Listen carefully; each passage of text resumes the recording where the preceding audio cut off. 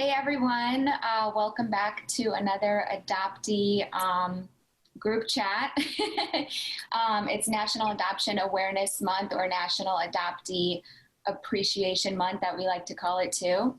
And today we have Chris and Allie joining us. Hello. Hey guys. And today's topic is going to be about glamorizing adoption. So I have had this topic on my mind the last probably few weeks because I noticed that adoption can kind of come off as a glamorization, as almost to me like a show out and just always so positive and perfect. And yeah, I thought it was important to talk about that. So I know, Chris, you shared a video a while ago with us about, was it a YouTube video or an article? And it kind of like brought up the topic too. I feel like there's different categories of glamorizing adoption. Like I feel like the experience as an adoptee, in quote, is always glamorized. We don't really have a bad side. Everything is just supposed to be, looked at as good, or always being, in quote, grateful. So I feel like that's a nutshell. And then another category of, it being glamorized is people's reasonings as to why they adopt. So an example, let's say, some people may adopt because it's a better publicity stunt for them and they get more attention, but they're not really focusing on, the act of actually adopting a child and what needs to, what goes into that, Mm-hmm.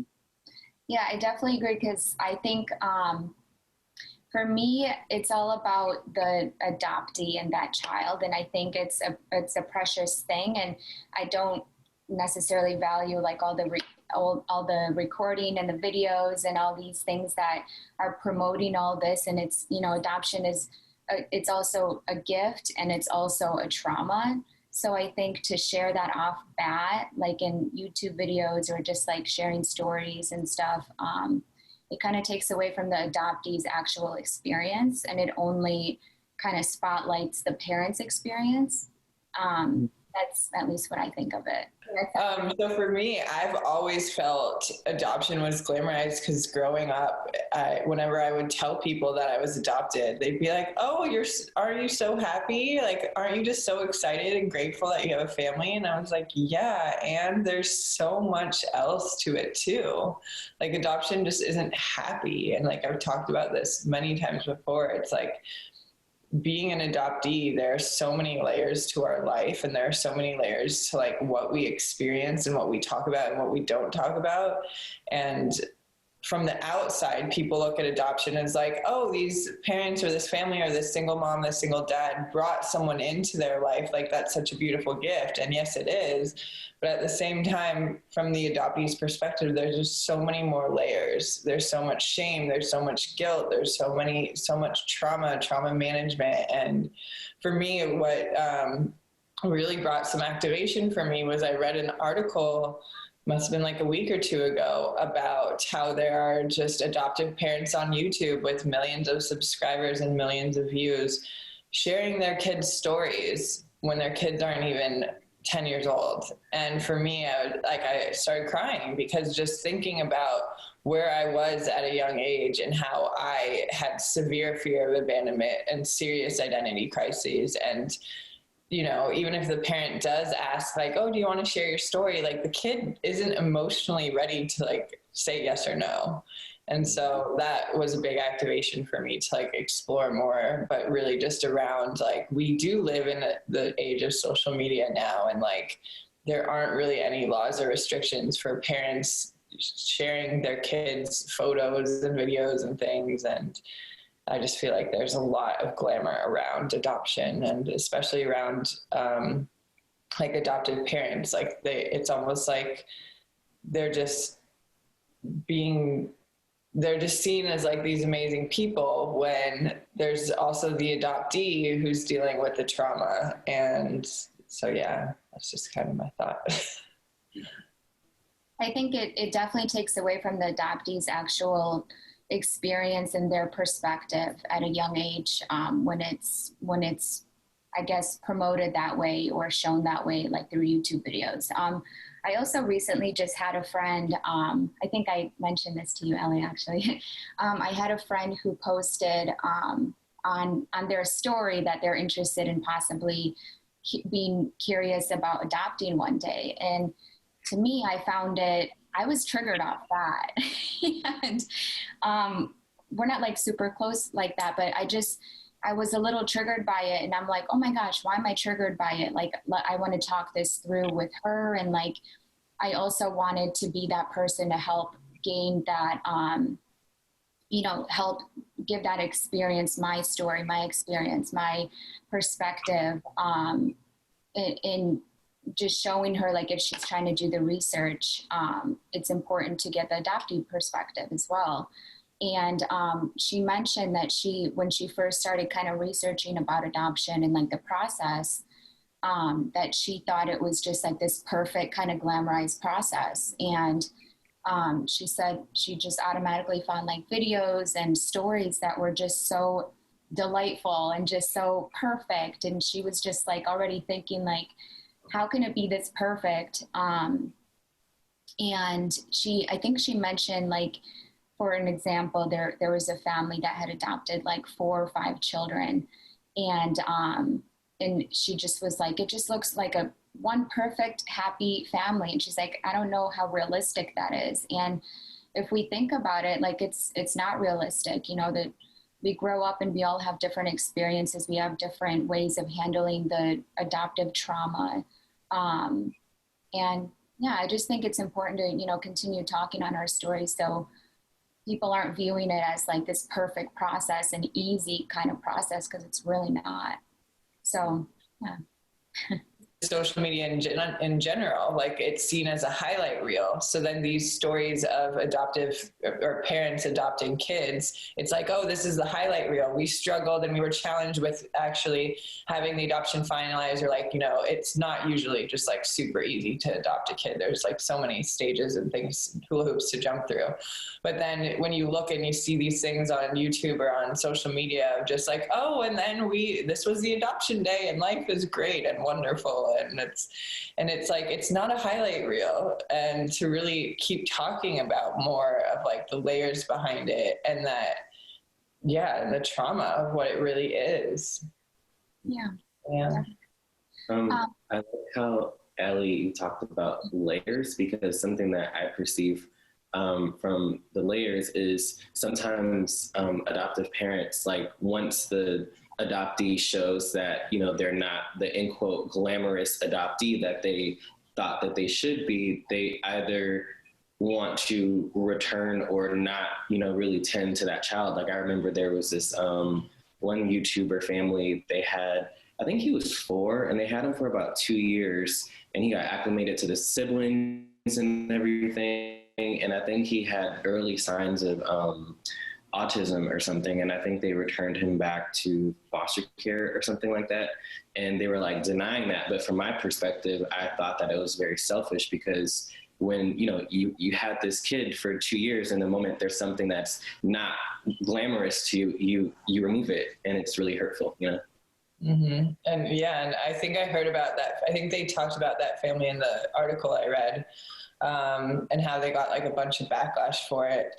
And that's the other thing too. It's like, even if you are going to birth your own child, you don't know how they're going to turn out. Yeah. And it's like the glamorization of bearing children, of having children in general, or like having a family, of like this whole societal view of like, oh, if you get married and you have kids, you're going to be happy and successful. And it's like, are you? And like, especially around adoption, like when I've been chatting with more potential adoptive parents recently, I've been telling them, really look at your internal wounds. Think about, like, are you trying to fill a void with bringing in a child into your life? And this goes for anyone looking to have kids, because there were times when I was younger, I was like, oh, I want to have kids. I want to like look at someone and see myself, because as an adoptee, I haven't had that moment yet. And I really realized it was me trying to fill a void, which is why I don't have kids yet. One of the many reasons why I don't have children yet. But yeah, especially for prospective adoptive parents, it's like, are you really fully committed to this human being for their whole life? or not. And yeah.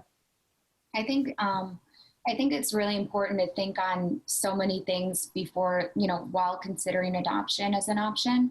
And I think another one of those like voids is viewing it as a last resort or viewing it as like a last, chance kind of thing. It already, to me, already gives it a different energy in a way. So I think that's something to think on. I also think about different age brackets of the child. Starting as a baby, it's probably a little bit more glamorized, easier to most families bringing in a baby because there's not so much trauma or memories built yet. But as children get older, there's going to be different traumas and experiences built. So I think parents have to think about that too. It's like another void, or are they able to be emotionally like available and have that capacity to deal with certain things? Because I was with a few different families, adopted into a few different families due to those reasons. So that's an important thing to think about. I really, really like that you brought that up. I think that was such a deep perspective where I was, as you were talking, I'm sitting there like, wow, that's actually very interesting.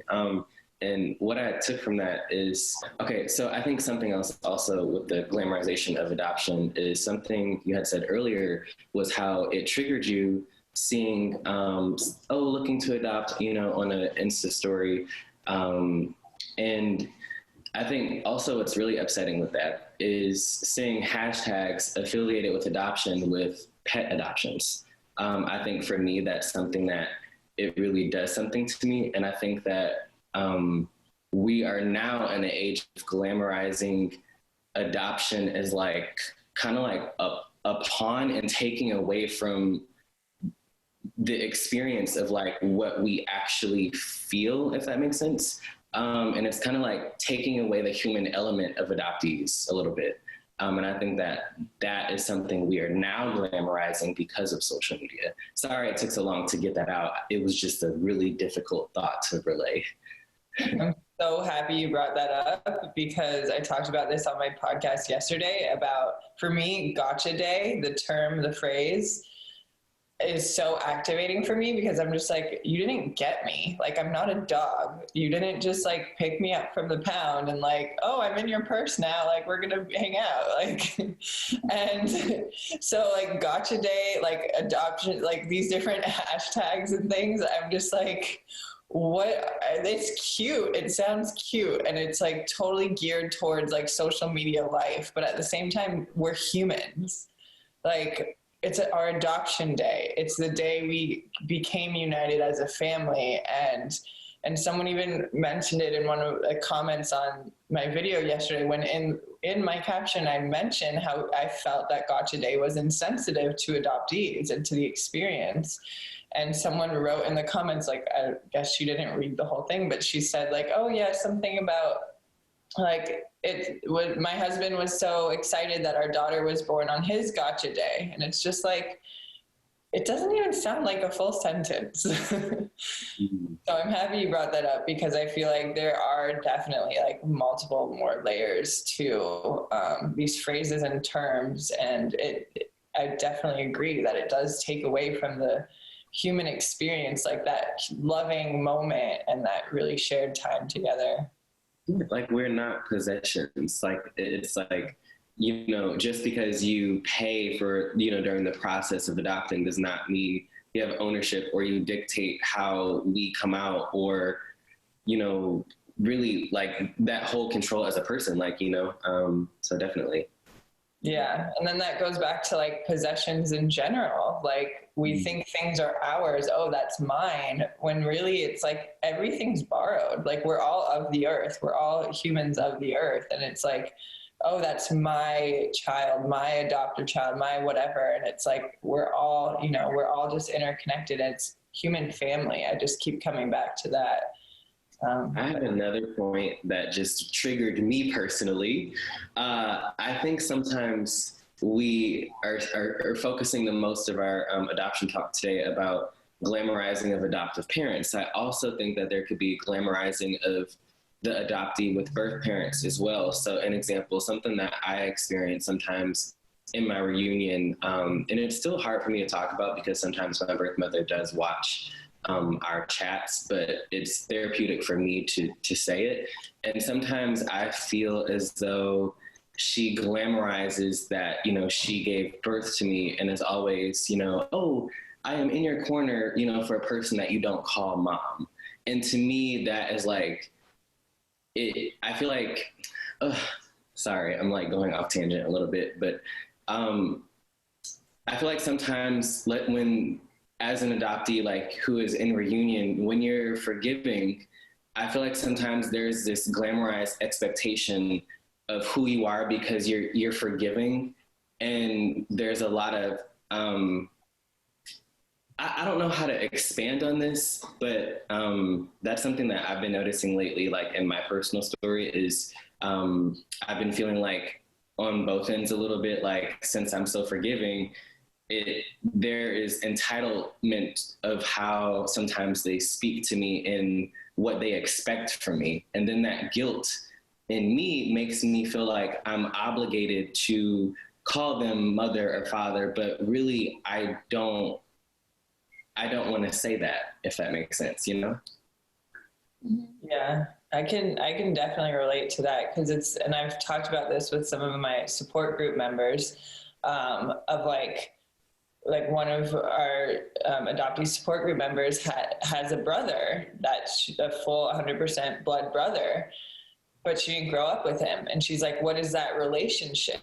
You know, like what, and even for me, like I recently learned that I have 2 half brothers, but like, what is that relationship? Like, am I calling them my brother? Am I like bringing them into my life as though they are a brother? And I'm honoring your experience because I too am hesitant with times with sharing, especially on things that will be on social media, because my birth mother does watch as well. And she and I are not really speaking much. So it is challenging to like move through that of like, I don't want to hurt someone. So I'm very proud of you for still speaking your truth and sharing your story, because it takes a lot to move through that, especially with potential, you know, birth parents potentially watching. Thank you. I'm actually thinking about even more layers to this glamorization, because at first, I'm not going to lie, I thought the topic glamorized adoption was like vague and difficult for me to think about, but now I'm actually thinking that there are more layers to this than I thought. So I kind of thought of another layer that's glamorized, which is it went away, whatever. So the glamorization of needing to accept what is given to us on all fronts. So what I mean by that is the glamorization of needing to accept, you know, we adopted you, this is your identity now. Glamorization number 2, you know, if you're an adoptee and decide to forgive, you're expected to assume your role as my long lost child. So I feel like glamorizing adoptee roles could be one, and the roles that we give to people. And I feel like, as we were talking about earlier, about filling the voids with parents who happen to be infertile, like, you know, filling those things so that you're not glamorizing the adoptee and seeing the unconscious toxicity that they're bringing to their child. Yeah. Totally. It's also like are you putting a child on a pedestal to be a certain way? And I think that goes with the roles as well. Like, I recently learned about who my birth father was, and I immediately had this fantasy of meeting him, and I was like, oh, I'm fantasizing, I need to come back into reality. But then it's like the glamorizing of what that potential relationship could be. And I know, like, at least with my own experience and with a lot of other adoptees that I've worked with and connected with, there is a lot of glamorizing. There is a lot of like hope phase of like, oh, it could potentially work out. It could, you know, fantasizing of like what it could be, when really it's like, okay, what's the reality and how can we accept that? But I do really like what you said about like, do we have to fully accept it? Do we have to actually portray these roles with one another? And the thing is, like, so much of adoptee biological reunions are so challenging and so messy. And yeah, the whole glamorization around that for me has become a reality of that it's not glamorized. And there's, you know, there isn't a fantasy coming true of, you know, an in-person huge hug with my birth mother the way I always wanted it to be. And how can I accept that it's not that? But then it's like the fairy tale story of like, oh, I've been wanting that my entire life, wanting that moment, but that's just a fairy tale. But it's like the longing as an adoptee, or most adoptees I've talked to. So yeah. Yeah. Or like, in addition to that, it's like, do you guys feel like the older you get, like you're kind of like, I feel like I'm personally starting to identify with the term lone wolf or loner wolf, whatever the term is, a little more now. And I'm like, what I view as family is like close friends and my dogs and yes, my family, but still, even in the midst of being in reunion and having a family that raised me, I still feel very disconnected. And it's like glamorizing the art of being alone. Like, I think that that's something that I'm kind of tapping into lately, because as adoptees, I feel like we always feel the need to have somebody or have something because of fear of our abandonment issues.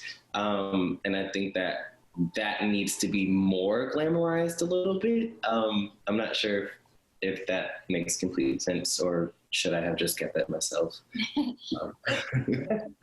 It makes some sense to me. I'm definitely a lone wolf, if that's the right phrase. Yeah, definitely. At least this year, I've been picking up on that more. Probably last year starting to, but yeah, I guess I'm glamorizing that within myself, like in the best way possible. What do you guys think of celebrities that have money and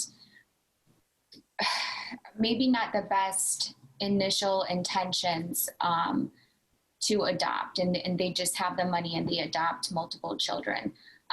For an example, like Angelina Jolie, what do you guys think of that type of, kind of glamorization and that kind of story? I think that they mean well, like in some cases. And I feel like sometimes with celebrities specifically, I feel like maybe they're often overwhelmed by their own lives and they don't even really know how to navigate through adoption. Like personally, like I remember I had a conversation with my father in April around my birthday, and he had said, he wished that we could have celebrated me twice. The day he got me, then on my birthday.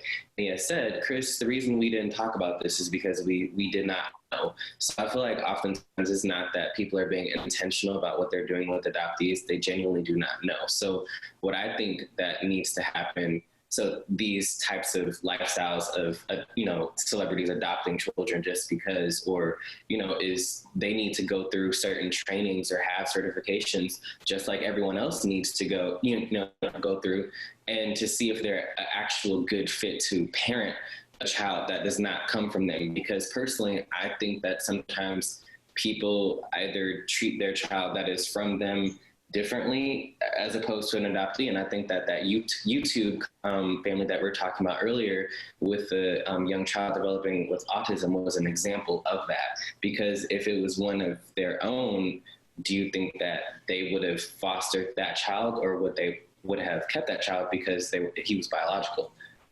Yeah. That is true.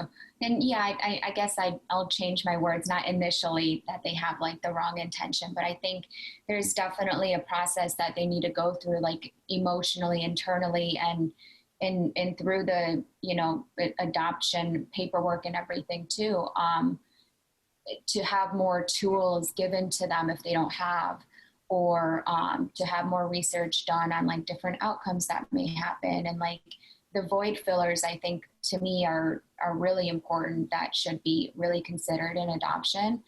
Yeah. What do you think, Allie? Well, for me, I'm just surprised that people can just have children you know, just by having sex, you know, I'm like, how, like, where's the, wait a second, what are you about to do? Like, what is this commitment? Do you have the resources? Do you have the financial stability? You know, like, it's kind of nuts to me that we're in a society that we can just do that. But that's just how it is. But at the same time, I think, so like, I always looked up to Angelina Jolie, especially when she started adopting, because I was like, that's great. Like, that's something that I want to do one day, is to adopt as many kids as possible, as many kids out of the foster care system as possible. And it was one of those things that was glamorized. I do remember when she started to adopt that it was very glamorized. And it's, honestly, I feel like so much of it is, each and every one of us are humans. Whether you're a celebrity or not, whether you have money or not, we all have the same challenges and struggles. They might be more financially or not. And I feel like if someone's going to bring a child into their life, it's because there's love there at the end of the day, no matter what it is. And I also feel that, you know, because she's a celebrity, or because other celebrities do adopt, then there's a story for the media to run about it. Oh, let's talk about this person now. And it's like, okay, but like, can we bring other of this story into center? And really, for me, it's how can we amplify more adoptees' voices? How can we get more potential adoptive parents and adoptive parents to start talking to adult adoptees like us and be like, hey, like, this is what we went through, this is what we experienced, so then the next adoptive child doesn't have to deal with as much struggle and as much challenge. And I think that's why it's so important to just keep having these talks and having these conversations, so that more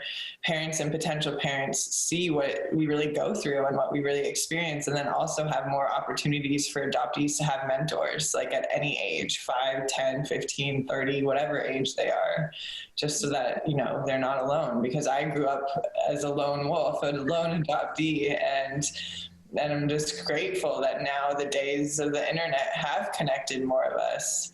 But yeah. What do you guys think when there's multiple children adopted like that?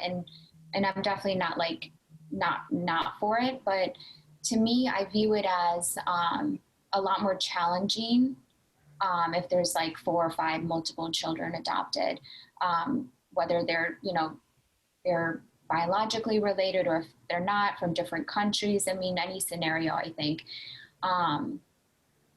To me, I view it as that's a lot of pressure to give every child the nurture, support, mentorship, a lot of tools that you have to give. And I really look at life like, okay, you're working full time, you have friends, you have other family, like, and then you have all these children that you should, you know, nurture through. I think it's a lot more challenging. And I think when I think of really glamorization, is it's not supposed to be, that's not supposed to be an easy thing. That's going to be a challenging thing. And yeah, I think just the extra support, or, you know, I don't think it should just be about, oh, I have money and then I can just provide, but what about the nurture and the care and the mentorship and all that, you know, I think is really, really important, should be added more. Yeah. And I feel also what's just super important is understanding the culture of where the child was born from. That's huge, especially for transracial adoptees. It's huge to understand and learn about your heritage, your blood heritage. I mean, for me, I was born from and adopted into white families, but they're not the same blood. And for me to now at age 32 be learning about my biological history and like understanding more of where I did come from, and like, you know, putting all the puzzle pieces together, what that is. But then from a cultural standpoint, it's like really important, at least to me, to understand the culture and then to bring in different people from that culture for the child to have the support. Like, there's been so many adoptees I've talked to who, like, what a Korean adoptee who said, yeah, the first time I went into a Korean restaurant and everyone was speaking Korean to me and I didn't know one word of Korean, I felt horrible. And I was just like, yeah, there's like so many stories like that where it's just like bringing the full culture, the full heritage into the child's life is also super important, which is another layer to adopting. And definitely another thing to consider with, you know, multiple children, if a family decides to adopt multiple children. I mean, that's another thing to dive into. And there's so many elements for just one specific child. But think of, you know, I have two younger brothers, and I can only imagine how much, you know, juggling, I would say, to, you know, kind of nurture all of us differently in our own way. And yeah. Ellie was talking about how it was important to for the adoptee to, you know, keep that cultural piece, and I like how you brought up the different basically ethnicities, and I think that that's another thing. Like I personally think, from the outside looking in, like in reference to glamorization, African Americans and Asians are like, those cultures specifically are glamorized in reference to people wanting to adopt more of them. I think I'm not sure like what the statistics are with that, but that's like something I took away from YouTube talking about that. I can see that. I can see that. Mm-hmm. Well, I think this is a nice little recap of Glamorizing Adoption.